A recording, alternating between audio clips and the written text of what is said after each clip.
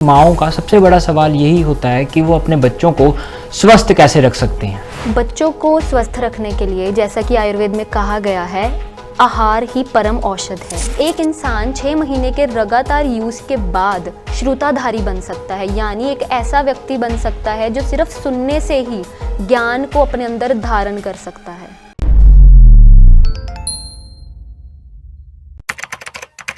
नमस्कार, D5 channel Hindi देख रहे सभी दर्शकों का मैं विभोर स्वागत करता हूं। आज हमारे साथ मौजूद हैं वैद्य दीक्षा महाजन जी। वैद्य दीक्षा महाजन, आपका बहुत बहुत स्वागत है D5 चैनल हिंदी में। Thank you. आज का ये प्रोग्राम चिल्ड्रन स्पेशल प्रोग्राम है, तो पहला सवाल यही है कि माओं का सबसे बड़ा सवाल यही होता है कि वो अपने बच्चों को स्वस्थ कैसे रख सकते हैं। बच्चों को स्वस्थ रखने के लिए जैसा कि आयुर्वेद में कहा गया है, आहार ही परम औषध है, यानी food is the best medicine. अब कोई बच्चा बीमार भी है, उसे आपने दवाई भी देनी है, फिर भी अगर उसका आहार अच्छा नहीं होगा तो उसकी औषध भी उस पर काम नहीं करेगी। आहार ही मेडिसिन है, food is the best medicine. आजकल के कॉम्पिटिटिव माहौल में बच्चों की दिमागी सेहत को कैसे दुरुस्त किया जा सकता है?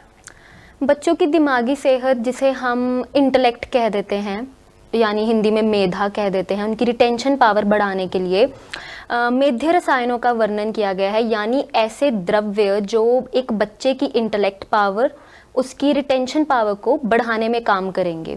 अब ये मेध्य रसायन सिर्फ बच्चों के लिए नहीं, जवानों के लिए, बूढ़ों के लिए, सभी में एक ही जैसा काम करेंगे। वैसे तो काफ़ी मेध्य रसायन का नाम आता है आयुर्वेद में, ब्राह्मी, शंखपुष्पी, जटामांसी, कुष्मांड, लेकिन इसमें से भी आचार्य चरक वर्णन करते हैं 4 ऐसे मेध्य रसायनों का जिसको वो डेली बेसिस पे यूज़ करने के लिए कहते हैं। ये 4 मेध्य रसायन हैं: मंडूकपर्णी यानी ब्राह्मी, शंखपुष्पी, यष्टिमधु यानी मुलेठी, गुडूची यानी गिलोय। इन 4 मेध्य रसायनों को कैसे यूज़ करना है, कैसे इस्तेमाल करना है? आचार्य चरक ने इनको लेने का तरीका भी बताया है कि इनको कैसे यूज़ करना है। जैसे मंडूकपर्णी, जैसे हमने ब्राह्मी बोला, उसके जूस एक्सट्रैक्ट को अगर पैलेटेबल यानी बच्चों को पिलाने में आपको इजी रहे तो उसको शहद के साथ लेने के लिए बोला है। उसके बाद अगर हमें यष्टि मधु यानी मुलेठी को, उसको चूर्ण फॉर्म में, उसका यानी जो चूर्ण है उसको दूध के साथ लेने के लिए बोला है। उसके बाद गुडूची यानी गिलोय, उसका भी juice extract with Honey, and शंख पुष्पी, उसके जो पुष्प होते हैं यानी फ्लावर्स, उनकी पेस्ट को लेहन यानी चटवाने के लिए बोला है। और इन 4 मेध्य रसायनों की मात्रा क्या रहेगी? मेडिसिन है, आजकल किचन में सब कुछ मिल जाता है, नॉर्मल शॉप्स पे ये सब कुछ मिल जाता है, लेकिन एज अ डॉक्टर मैं हमेशा यही एडवाइस करूँगी कि इनको आप हमेशा एक वैद्य की कंसल्टेशन के बाद, अपने बच्चे की प्रॉपर जांच पड़ताल के बाद ही इनको कंज्यूम करें। क्या इन 4 मेध्य रसायनों को केवल बच्चे ही ले सकते हैं या बड़े भी ले सकते हैं? जैसे कि मैंने पहले बोला, मेधा यानी इंटेलेक्ट वो हर एज ग्रुप के लिए ज़रूरी है, तो एज सच इनके कोई रिकॉर्डेड साइड इफ़ेक्ट्स हैं नहीं, तो हर एज ग्रुप के लिए ये बेनिफिशियल ही होंगे, अच्छे ही होंगे। आजकल बच्चों की कम हाइट पेरेंट्स को बहुत तंग करती है, तो क्या इसका भी कोई उपाय है आयुर्वेद में? सीधा कोई वर्णन नहीं मिलेगा कि ये देने से आपके बच्चे की हाइट बढ़ जाएगी या ऐसा कोई वर्णन नहीं मिलता है। लेकिन एक द्रव्य जिसे हम चंद्रशूर कहते हैं, आम भाषा में उसे कहेंगे halim seeds, olive seeds, and English में उसे कह देते हैं गार्डन क्रेस सीड्स। अब इसका वर्णन किया गया है जो आपकी बोन्स को न्यूट्रिशन देगा, यानी अस्थि पोषक द्रव्य जो आपकी बोन्स को इंटरनली अच्छा बनाएगा। अगर आपकी बोन्स हेल्दी हैं, अगर बच्चे की बोन्स हेल्दी हैं, तो ऑब्वियसली वो अगर ग्रोइंग एज में है तो उसकी बोन्स अच्छे से बढ़ेंगी। तो चंद्रशूर के जो सीड्स हैं उनको काफ़ी इफेक्टिव माना जाता है फॉर बोन हेल्थ। प्लस अगर हाइट की बात है तो yoga and exercises, extra curriculars, gymnast, कोई भी एक्सरसाइजेज जो बच्चों को उनके ग्रोथ को इम्प्रूव करे, इसके साथ काफ़ी बेनिफिट रहेगा उसका। चंद्रशूर को हाइट के लिए कैसे यूज़ करना है? चंद्रशूर यानी ये जो हलीम थे, इनके सीड्स मिलते हैं, halim seeds, olive seeds, garden cress seeds. इनको हम या तो पानी में भिगो सकते हैं या दूध में भिगो सकते हैं ओवरनाइट, या फिर 3 घंटे पहले। इसको आप पानी में अगर भिगोया है तो उसके साथ कंज्यूम कर सकते हैं, अगर दूध में भिगोया है तो दूध के साथ। अगर आपका बच्चा लैक्टोज इंटॉलरेंट नहीं है, यानी वो दूध प्रोडक्ट्स ले सकता है, तो दूध के साथ आप इसको बच्चों को दें, तो उससे इनकी बोन हेल्थ इम्प्रूव होगी एंड इनडायरेक्टली वो हाइट को भी अच्छा करेगा with proper yoga and exercises. शहद की घुट्टी जो नवजात शिशु को दी जाती है, जो परंपरा है, वो बहुत चर्चा में है। इस चर्चा के पीछे क्या कारण है? शहद की घुट्टी जैसे कि आपने बोला, परंपरा थी जो हमने आपने बाकी सबने ली है। काफ़ी सालों से प्रथा चलती आ रही है इसकी।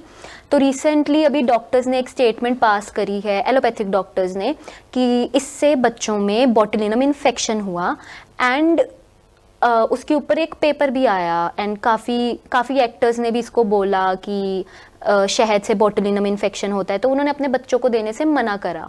लेकिन हम सब ने भी वो लिया है और हम सब तो अभी तक अच्छे खासे जी ही रहे हैं एंड एवरीवन सब अच्छे से ही रह रहे हैं। तो अब इसके पीछे का कारण क्या हो सकता है कि क्या उनमें से किसी ने ये जानने की कोशिश की कि क्या शहद में कोई कंटेमिनेशन तो नहीं था? क्या जब उन्होंने शहद दिया, उन्होंने कितनी डोज में दिया, उन्होंने उसको चटवाया? क्योंकि एक बच्चे को शहद का लेहन देने का, यानी कि शहद और घी को चटवाने की प्रथा है। क्या उन्होंने उसको कितनी क्वांटिटी में दिया, कौन सा शहद दिया, क्या कंटेमिनेशन थे? उसके बाद जिस उंगली से चटवाया, क्या वो उंगली साफ थी, आसपास की सराउंडिंग्स क्या थी? ये सब ना कंसल्ट किए बिना, ना जांच पड़ताल किए बिना ये स्टेटमेंट देना कि शहद से बोटुलिनम होता है, आई थिंक वो सही नहीं रहेगा। तो क्या फिर इसे बच्चों को देना सही है? अगर न्यूबॉर्न बेबी है तो आचार्यों ने क्या सोचकर ये बोला कि आप बच्चे को शहद और घी मिक्स करके उसे चटवाएं। अब इसके पीछे क्या साइंस रहा होगा अगर हम सोचते हैं, तो वो बहुत ही लॉजिकल एंड साइंटिफिक थिंकिंग थी। वो क्या थी कि अगर आप बच्चे को अपनी उंगली से, साफ उंगली से उसे शहद और घी चटवा रहे हैं, तो आप उसका एक सकिंग रिफ्लेक्स देख रहे हैं, यानी कि वो बच्चा ब्रेस्ट फीड पे जाने वाला है। क्या वो बच्चा अच्छे से ब्रेस्ट फीड ले पाएगा? उसके बाद गैग रिफ्लेक्स चेक करने के लिए, क्या वो बच्चा अपनी गट मूवमेंट सही से कर पा रहा है? क्या उसके गट मूवमेंट सही हैं कि वो ब्रेस्ट फीड ले और वो रीगर्गिरेट यानी उल्टी ना करे? तो ये सारी चीज़ें देखने के लिए आचार्यों ने ये किया कि उसे शहद और घी चटवाया जाए, ना कि खिलाया जाए। आजकल स्वर्ण प्राशन बच्चों के लिए बहुत चर्चा में है, तो क्या है ये स्वर्ण प्राशन? स्वर्ण प्राशन, इसका रेफरेंस मिलता है काश्यप संहिता से। ये ग्रंथ बच्चों के लिए ही डेडिकेटेड ग्रंथ है एक। अब इसमें स्वर्ण प्राशन का मतलब क्या हुआ कि स्वर्ण यानी अब मेडिसिन जो गोल्ड से प्रिपेयर की जाती है, उसको मधु यानी शहद और घी के साथ उसकी एक प्रिपरेशन प्रिपेयर की जाती थी। पुराने ज़माने में पत्थर की शिला पर स्वर्ण को घिसकर, यानी उसका पार्टिकल साइज रिड्यूस करके, इतना रिड्यूस करके कि वो बच्चे में कोई टॉक्सिसिटी यानी कोई बुरा इफेक्ट ना करे, उस मात्रा में विद शहद एंड घी चटवाया जाता था, यानी लेहन कर्म किया जाता था। तो आजकल तो स्वर्ण प्राशन काफ़ी बड़ी बड़ी कंपनीज अपने उसमें देती हैं एंड ये ड्रॉप्स की फॉर्म में आता है। काफ़ी जगह इसके कैंप भी लगते हैं। तो आजकल तो ये काफ़ी स्टैंडर्डाइजेशन, अब फार्मा कंपनीज है, एक प्रॉपर स्टैंडर्डाइजेशन फॉलो करने के बाद ये मेडिसिन प्रिपेयर होती है ताकि इसके कोई भी बुरे इफेक्ट्स ना हो। क्या स्वर्ण प्राशन अकेले बच्चे ही ले सकते हैं, बड़े बूढ़े नहीं ले सकते? स्वर्ण प्राशन हर एज ग्रुप के लिए है, लेकिन बच्चों में अगर देना शुरू करें तो बच्चों की ब्रेन फंक्शनिंग इम्प्रूव होगी, उनकी वॉइस क्वालिटी इम्प्रूव होगी, उनकी इंटेलेक्ट पावर यानी जो उनकी इंटेलिजेंस है वो इम्प्रूव होगी। तो बच्चों में देना इस मतलब उसको फ़ायदेमंद माना जाता है, बाकी हर एज ग्रुप ले सकता है। स्वर्ण प्राशन के क्या क्या फ़ायदे हैं?